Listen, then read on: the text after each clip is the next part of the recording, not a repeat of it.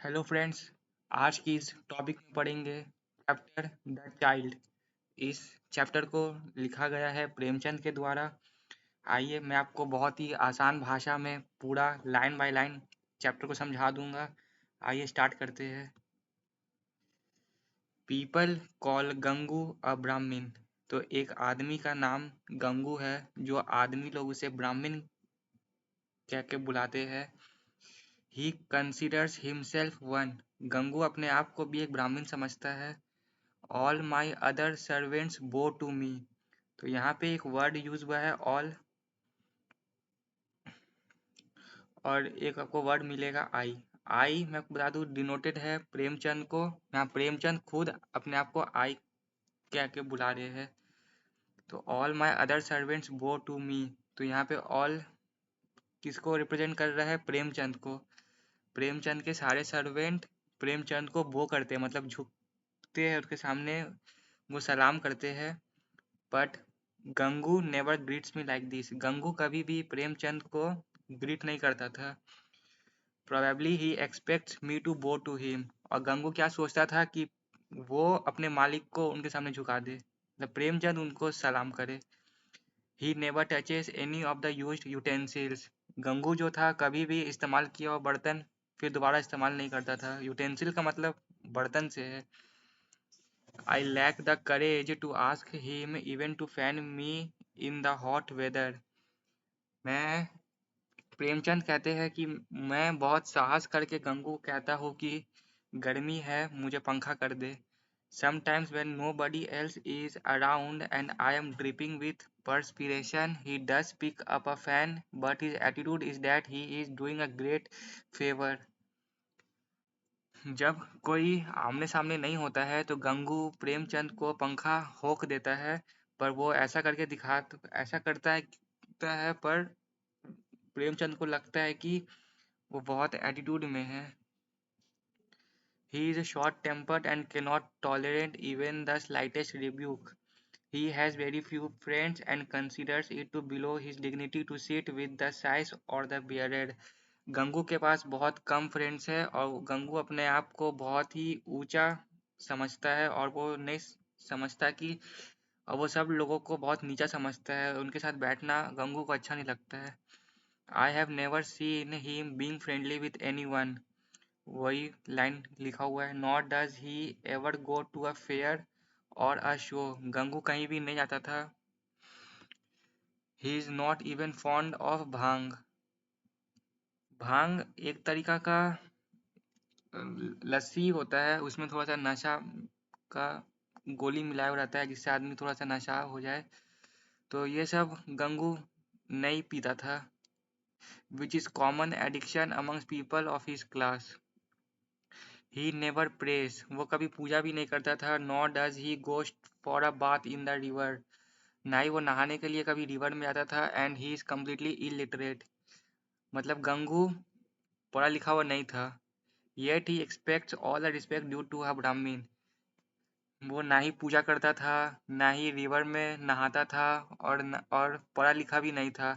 पर तब भी गंगू सोचता था कि उसको ब्राह्मण का वो सारा रिस्पेक्ट मिलना चाहिए। Why shouldn't he? If other people can claim respect on the basis of wealth left to them by their forefather, surely Gangu can also claim respect on account of his ancestry. ये I do not talk to my servants except when it is necessary। यहाँ आई प्रेमचंद कहते हैं कि मैं अपने servant से बेमतलब का बात नहीं करता जब तक बहुत जरूरी ना हो। They have strict instructions not to invade my privacy unless they are sent for। Such small matters are getting a glass of water or putting on the shoes or lighting the lamp I prefer to do myself rather than send for them।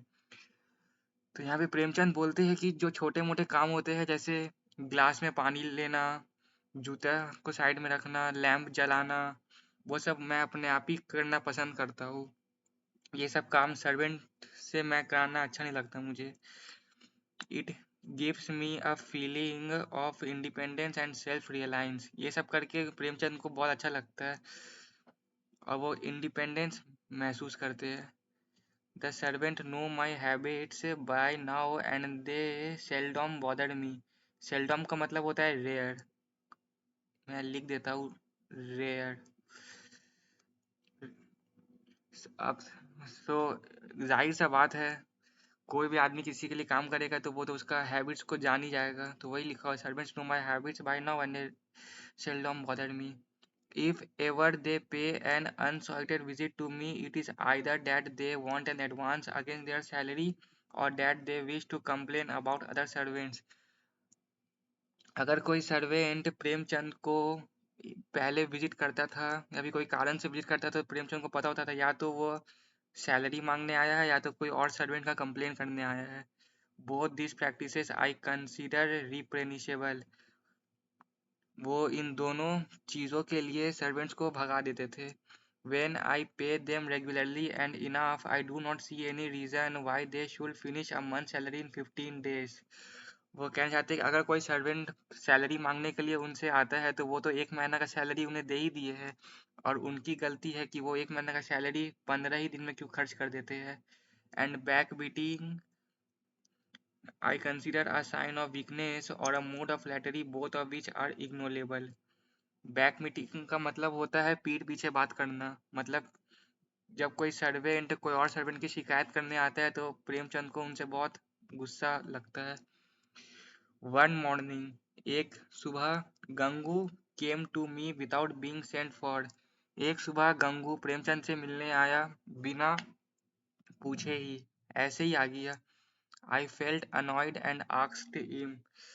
मैंने आपसे कहा था ना कि कोई भी servant जब प्रेमचंद से मिलने आता है बिना कोई कारण तो उन्हें गुस्सा आ जाता है, तो यहाँ भी यही लिखा हुआ है आई फेल्ट अनॉयड, ये गुस्सा हो गया। And asked him irritatively what he had come for. इनसे पूछने लगे गंगू से तुम क्यों आए हो। फ्रॉम गंगू's face it appeared that he wanted to say something but in spite of his best effort the word refused to come to the lips.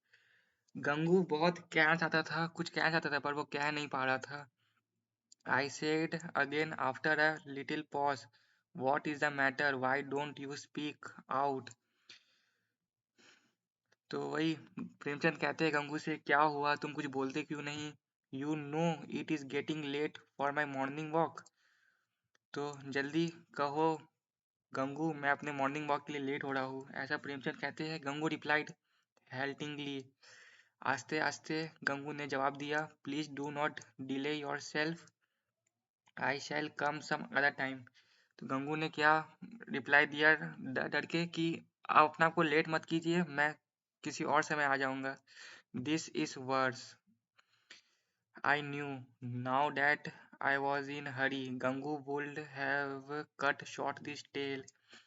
If he come when he thought I had more leisure, he would perhaps waste my time for hours. He only considered me busy when I was reading or writing. When he found me just alone, sitting in a contemplative mood, he thought I was merely idling. ये सब line ऐसे ही लिखा हुआ है कि he found me just alone sitting in contemplative mood, he thought that I was merely idling. मतलब गंगू को लगता है कि जब प्रेमचंद कुछ नहीं करते हैं तो वो खाली बैठे हुए रहते हैं। And it was almost certain that he would inflict himself on me in one of those moments, little realizing how precious they were for me. I wanted to dispose of him right and said, if you have come for an advance, you can rest assured that you will not get it.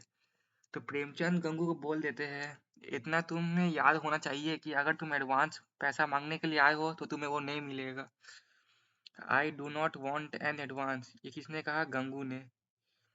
I have never asked you for one, मैं पैसा मांगने के लिए यहाँ नहीं आया हूँ और ना ही मैंने पैसों की बात की। Then you must be wanting to complain against someone, I said you know how I hate backbiting. तो जब प्रेमचंद कहते हैं कि जब तुम्हें पैसा भी नहीं चाहिए तब तुम पक्का सर्वेंट की कंप्लेन करने आए होंगे, और मुझे पता ही है कि तुम्हें पता ही होगा कि मुझे बैक बीटिंग कितना खराब लगता है। No sir, said Gangu, I have no complaints against anyone. What have you come to bother me about then? I asked impatiently. तब ना ही तुम्हें पैसा चाहिए ना ही तुम्हें सर्वेंट का कंप्लेन करना है, तब तुम मेरे पास किस लिए आए हो। Gangu made another attempt to disclose his secret. Gangu अब फिर से बोलने का सोचता है प्रेमचंद को। I could see from his face that he was trying to muster up strength to do it. जब कोई कुछ बोलना चाहता है और वो नहीं बोल पाता है तो वही प्रेमचंद यहाँ कहना चाहते हैं कि वो कुछ तो बोलना चाहता है पर बोल नहीं पा रहा है। At last he said, अब गंगू ने कैसे बोल ही दिया, I wish to be relieved of my duties, sir. I shall not be able to serve you any longer. In lines का मतलब है कि अब मैं आपके लिए और काम नहीं कर सकता, मुझे यहाँ से जाना है। This was the first request of its kind and I felt hurt. I was considered an ideal employer and the servants thought it their good fortune to stay on with me. Premchand को ऐसा लगता था कि ये servants का बहुत ही खुश नसीब है कि वो मेरे अंदर काम कर रहे हैं, पर ऐसा पहली बार हुआ है कि कोई सर्वेंट मुझे छोड़ के जा रहा है। तो प्रेमचंद पूछते हैं गंगू से, ऐसा क्यों? Why do you want to leave? You are the image of kindness sir. Gangu बोल रहा है प्रेमचंद को, आप काइंडनेस का एक बहुत अच्छा इमेज हो। Who would you want to leave you unless there was a very good reason? कौन आपको छोड़ना चाहेगा जब तक कोई अच्छा कारण हो सके। I find myself in a situation which leaves me with no other alternative. यहाँ I का मतलब गंगू से है। I do not want people to raise their fingers at you on my account. तो गंगू अब कुछ ऐसा करने जा रहा है जिससे अगर गंगू प्रेमचंद के यहाँ काम करेगा तो प्रेमचंद को बहुत ही खराब लगेगा। पीपल जो आदमी लोग होंगे वो प्रेमचंद पर उंगली उठा सकते हैं, इसीलिए गंगू प्रेमचंद के पास और काम करना नहीं चाहता। This was most intriguing. I forgot all about my morning walk. ऊपर की कुछ लाइन्स हमें देखा था कि प्रेमचंद मॉर्निंग वॉक के लिए जा रहे थे, उसी समय गंगू आया था, तो ये लाइन वही है। I forgot all about my morning walk and seating myself in a chair said why do you talk in riddles? तो प्रेमचंद कहते हैं कि तुम पहेलियां क्यों बुझा रहे हो, साफ साफ क्यों नहीं कहते? Why don't you say clearly what is on your mind? Gangu replied haltingly again, sir, the thing is that woman who has just been turned out of widow's home. widow's home मतलब जिसका husband अब नहीं रहा। That Gomti देवी लड़की का नाम है। And he stopped without finishing a sentence. I asked him patiently, what has she to do with your job? I want to marry her, sir, said Gangu. Gangu कहता है प्रेमचंद को कि मैं गोमती देवी से शादी करना चाहता हूँ। I looked at him in sheer bewilderment. Sheer bewilderment का मतलब होता है इत्तफाक, मतलब बहुत ही इत्तफाक से देखने लगे प्रेमचंद गंगू की तरफ। How did this old-fashioned Brahmin who had not even been touched by modern civilization decided to marry a woman whom no self-respecting man would even allow near his house? तो प्रेमचंद सोचते हैं कि जो इतना पुराना सोच का आदमी है वो शादी करने के लिए कैसे तैयार हो गया, जो मॉडर्न कल्चर को अभी तक अपनाया नहीं है वो शादी करने के कैसे तैयार हो गया। Gomti had created quite a stir in the pleasant atmosphere of our मोहल्ला। तो गोमती जो है वो मोहल्ला में थोड़ा सा ऊंट-पटांग मचा के रखी है। She had entered the widow's home some years ago, मतलब कुछ ही साल पहले वह विधवा हुई थी। Twice the home authorities had got her married off, but both times she had come back after a week or so. 2 बार मोहल्ले के लोग ने उनसे शादी किया था, पर वो शादी ज़्यादा दिन तक टिक नहीं पाया। वो कुछ ही दिन में उनसे शादी तोड़ के वापस आ जाती थी।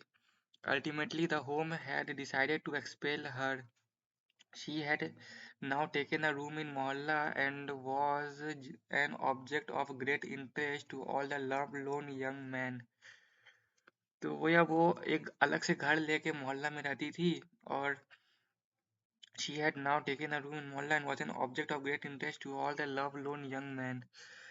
अब लगता था अब जो यंग मैन थे उन्हें वह फंसाती थी, ऐसा इनका मानना है।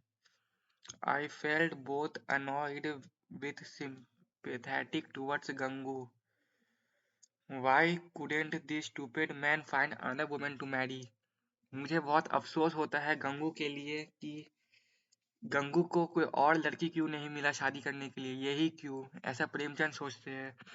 आई सेड टू माई सेल्फ मतलब मैं अपने मन में कहा। I was certain that she would not stick to him for more than a few days. अगर ये शादी होता है तो गोमती देवी गंगू के साथ कुछ खास दिन टिक नहीं पाएगी, ऐसा प्रेमचंद का मानना है। If he had been better off financially, इस लाइन का मतलब है अगर गंगू के पास पैसा रहा ठीक ठाक, she might have stuck on for 6 months or so, but now I was sure the marriage would not last for more than few days. तो प्रेमचंद सोच रहे हैं कि अगर अगर गंगू के पास पैसा अच्छा खासा होता तो ये शादी 6 महीने तक टिक सकता था, पर ऐसा होगा नहीं, ये कुछ ही दिन में टूट जाएगा। Are you aware of her past, I asked him. तो प्रेमचंद बोलते हैं गंगू से, क्या तुम्हें उसके पास्ट के बारे में पता है, क्या तुमने उसे अतीत के बारे में जानने के बारे में कभी सोचा है? It's all lies sir, he said with a great conviction. तो गंगू कहता है ये सारी बातें झूठ है। तो अतीत में गोमती देवी के बारे में जो क्या बोलते हैं वो सब गंगू को झूठ लगता है। People have given her a bad name for nothing. समाज ने और लोग ने उसे गलत नाम दिया रखा हुआ है। What nonsense, I said. तो प्रेमचंद कहते हैं गंगू से, ये तुम क्या बात कर रहे हो? Can you deny that she has left 3 husbands? क्या तुम इस बात को मानने से इनकार करोगे कि उनकी 3 शादियां हो चुकी है? What could she do, replied Gangu unperturbed, if those people turned her out. तो गंगू कहता है प्रेमचंद से, इसमें गोमती देवी की क्या गलती है, अगर वो तीनों ही उसे शादी करके भगा दिए तो। What a fool you are, I added. Can you really believe that a man comes all the way to marry a woman, spend thousands of rupees on the marriage only to turn her out in the end? तो प्रेमचंद बोलते हैं गंगू से, क्या तुम पागल हो गए हो? एक आदमी आएगा गोमती देवी से शादी करने, 1000 रुपया खर्च करेगा, इसीलिए क्योंकि वो शादी करके उसे फिर छोड़ दे? Gangu replied almost with the real zeal of a poet, where there is no love, you cannot expect a woman to stay on. तो गंगू यही कहता है, जहाँ प्यार नहीं वहाँ रह के क्या फायदा। You cannot win a woman with a mere board and lodging. Those people who married her thought that they were doing her a great favor by marrying a widow and took it for granted that she would do everything for their sake. But to win someone over, one has first to forget about oneself. And besides, sir, she gets fits, sometimes starts talking all sorts of nonsense and becomes unconscious. People say that she is under the influence of witch. तो ये प्रेमचंद को अब sir बोलने लगा है। Sir, he gets fit, sometimes starts talking all sorts of nonsense, become unconscious। तो वो कभी कभी ठीक हो जाती है, कभी कभी कुछ उल्टा पुल्टा बोलने लगती है, कभी कभी वो अनकॉन्शियस हो जाती है। तो ये सब देख के लोग क्या कहते हैं, उसे कोई भूत प्रेत ने पकड़ के रखा हुआ है। और ये सब सुनने के बाद प्रेमचंद कहते हैं कि ये सब सुनने के बाद अभी भी तुम, ये सब जानने के बाद अभी भी तुम उस औरत से शादी करने के लिए तैयार हो? Don't you realize that you are asking for trouble? क्या तुम्हें नहीं लगता कि तुम अपने आप पर मुसीबत बुला रहे हो? Gangu replied in the tone of martyr, God willing I shall make something of myself if I get her. So you have decided finally, I asked him. तो प्रेमचंद बोलते हैं क्या तुमने पक्का मन बना लिया है? तो गंगू बोलते हैं हाँ। All right, I said, in that case I accept your resignation. तो प्रेमचंद को भी पता चल गया है कि ये शादी उसे करके रहेगा, तो गंगू का रेजिग्नेशन उसने एक्सेप्ट कर लिया। Normally, I don't believe in old customs and meaningless tradition. In this particular case, however, I consider it definitely dangerous to keep in the house a man who was intent on marrying a woman of such doubtful reputation. It might lead to all sorts of complications. To my mind, Gangu, in marrying this woman, was behaving like a starving man. That the piece of bread was dry and tasteless was immaterial to him. I considered it wise to keep aloof. तो प्रेमचंद ये वही बोलते हैं जो गंगू ने पहले कहा था कि मेरी वजह से आपको समाज और लोग बुरा भला कहेंगे, तो वही प्रेमचंद भी वही सोचते हैं कि मैं तुम्हें इसीलिए हटा दे रहा हूँ कि तुम वो उस लड़की से शादी कर रहे हो, इसीलिए मेरी इज्जत में भी दाग उठ जाएगा। 5 months पास्ट, तो शादी को अब 5 महीना हो गया है, तो ये आफ्टर है।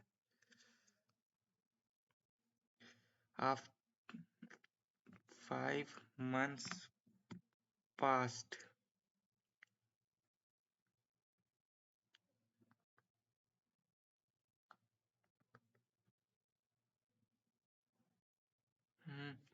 आफ्टर 5 months पास्ट, मतलब 5 month, 5 महीने हो चुके हैं शादी के।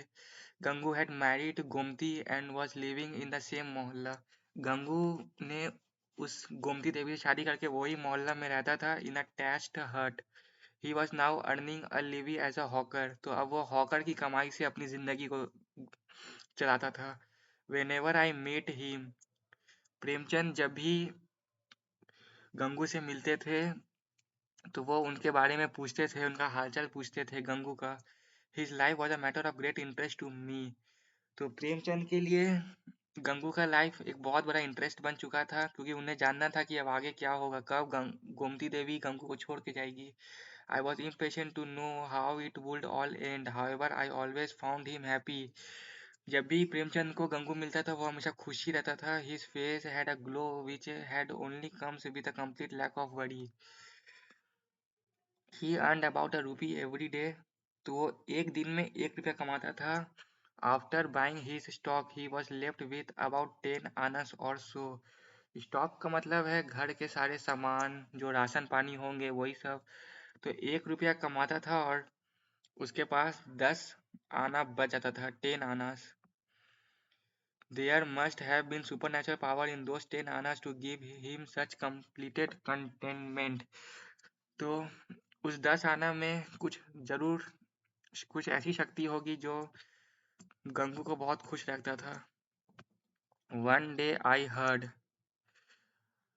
अब कहानी में एक ट्विस्ट आया है। One day I heard that Gomti had run away, जिसका प्रेमचंद को बहुत ही इंतजार था।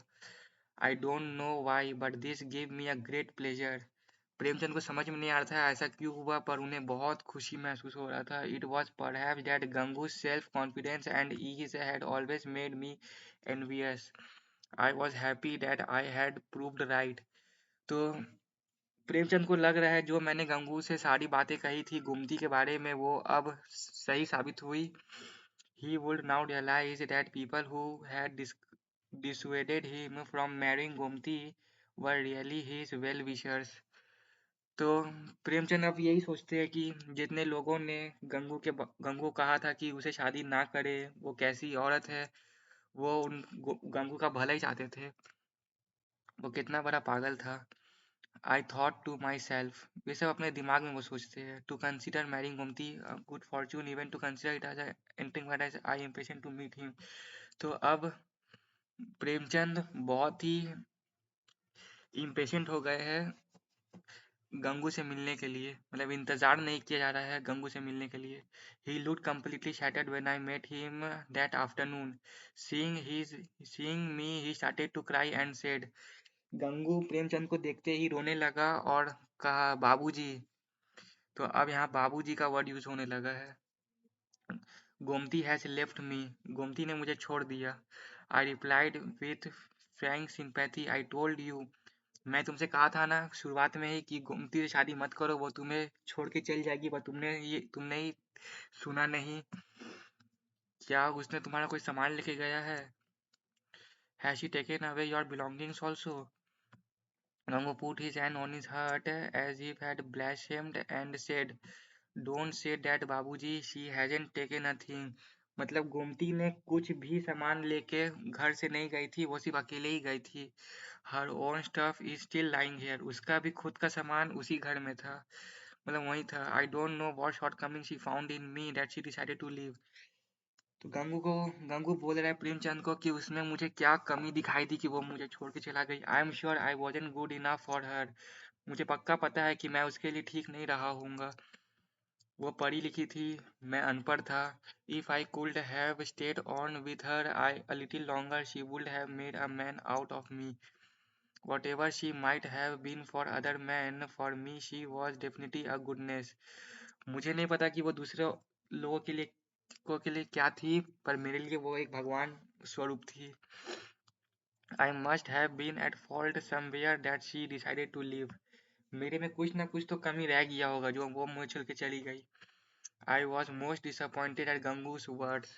प्रेमचंद बहुत गुस्सा हो गए, मतलब गुस्सा नहीं, एक तरीके से उदास हो गए गंगू के वर्ड से। गंगू के वर्ड से वो बहुत उदास हो गए। I had been certain that he would tell me a tale of faithlessness on the part of Gomti and that I would have to show sympathy towards him, but it seemed that this fool still had his eyes closed on perhaps he had lost his sense of perception. I said, half in jest, so she hasn't taken away anything from your house. तो प्रेमचंद गंगू से कहता है कि नहीं, प्रेमचंद गंगू को लगता है कि वो बहुत दुखी होगा, गंगू की वो गोमती का वो बहुत ऐसा वैसा बात करेगा, तब प्रेमचंद कुछ सिंपैथी वाला बात गंगू से कहेंगे, पर ऐसा तो गंगू कुछ कह ही नहीं रहा है। तो फिर कहते हैं कि वो कुछ भी लेके नहीं गई है। No, not even a pennies worth, वो कुछ भी लेके नहीं गई।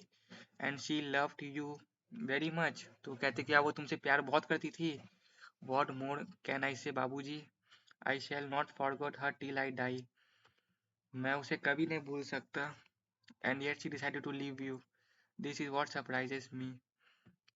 Have you ever heard the old saying frailty the name is woman, ये कहावत है। फ्रेटली का मतलब होता है दोष। Oh don't say that Babuji, I would never for a moment believe that in respect of her, then go and find her out if you are still so attach to her. तो प्रेमचंद कहते हैं कि जाओ ढूंढो उसे, अगर तुम्हें अभी भी उसे इतना लगाव है तो। यस मास्टर, मास्टर किसको कहा, भाई प्रेमचंद को, गंगू ने। I won't get any respite till I found her, if only I knew where to look for her, I am certain that she will come back. I must go and search for her. I will see you when I will come back and if I am still alive. तो गंगू कहता है कि मैं जा रहा हूँ ढूंढने, मैं आपसे फिर जरूर मिलूंगा अगर मैं जिंदा रहा हूँ तो। And saying this he went away. After this incident I had go to Nainital, Nainital call किया है Premchand, and returned after nearly a month. मतलब अब वो एक महीना बाद आए हैं, लगभग एक महीना बाद। I had barely taken off my clothes, मतलब नैनीताल से आने के बाद वो अपने कपड़े निकाल ही रहे थे कि उन्होंने गंगू को देखा एक न्यू बॉर्न बेबी के साथ। He was bursting with joy, Gangu बहुत खुश था, बहुत खुश, इतना खुश कि प्रेमचंद सोच नहीं सकते। Even Nanda could not have felt such joy at getting Krishna, Nand ji को भी इतना खुशी नहीं हुआ होगा कृष्णा को मिलने के बाद, मतलब कृष्णा को प्राप्त करने के बाद। पर उससे ज़्यादा खुशी गंगू को है उस बच्चे के साथ, वो जब वो देखते हैं his face had the same glow that appears on the face of a starved man after a full meal. Gangu के चेहरे पे इतना खुशी है जब जो कोई भूखे आदमी को भर पेट खाना खाने के बाद होता है। I asked him again, have you had any news of Gomti Devi, तो वो उनसे पूछते हैं कि तुम्हें कुछ खबर पता चला गोमती देवी कहाँ है, कैसी है। I believe you went in search of her, Gangu said beaming with joy, I have found her at last, मैंने उसे ढूंढ लिया Babuji. She was in the women's hospital in Lucknow, वो एक वुमेन हॉस्पिटल में थी लखनऊ में। She had told a friend here that if I was very upset I should be informed about her whereabouts. As soon as I heard I went to Lucknow.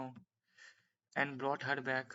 तो ये सुनने के बाद कि वो लखनऊ की एक वुमेन हॉस्पिटल में है, गंगू उसी समय वहां से ले आया उसे।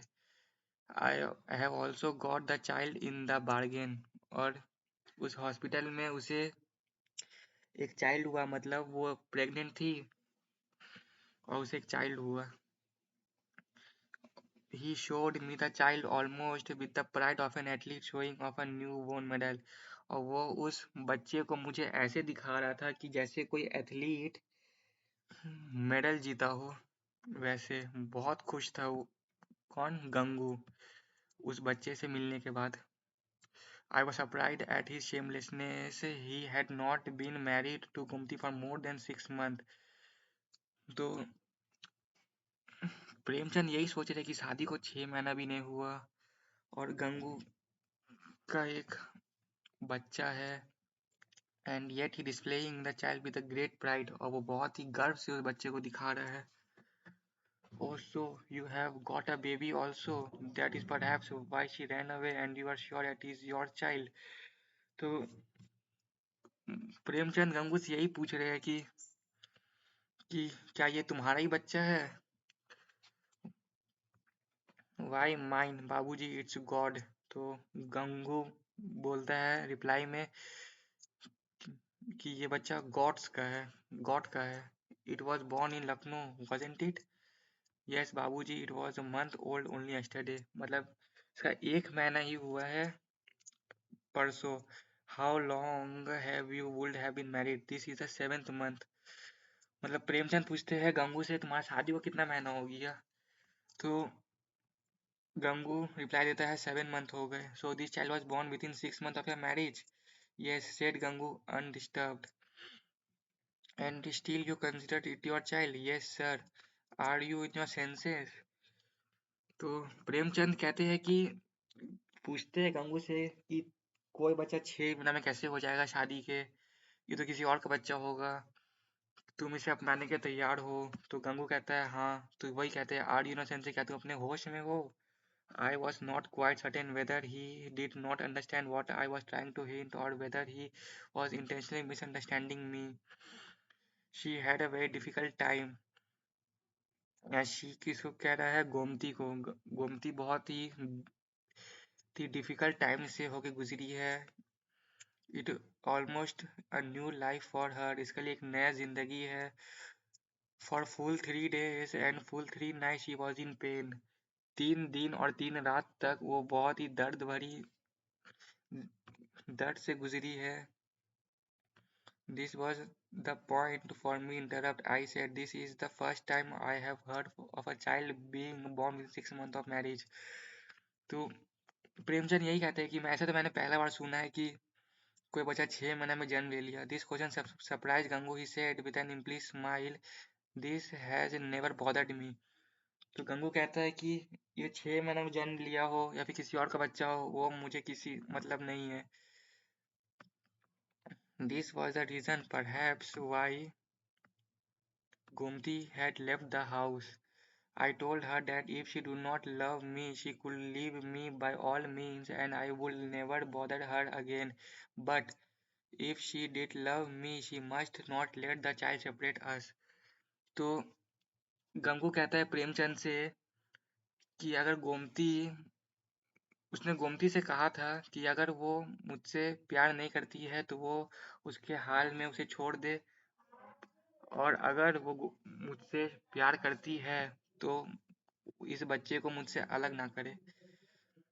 आई would love it as my son. Gangu इसे अपनी ही बच्चे की तरह प्यार करेगा। After all when one takes a harvested field one does not refuse to crop merely because someone has else grown it। ये सब एक लाइन है जो गंगू ने प्रेमचंद से कहा है। He gave a hearty laugh। It I was most touched by Gangu's sentiments and felt an utter fool। अब प्रेमचंद को गंगू की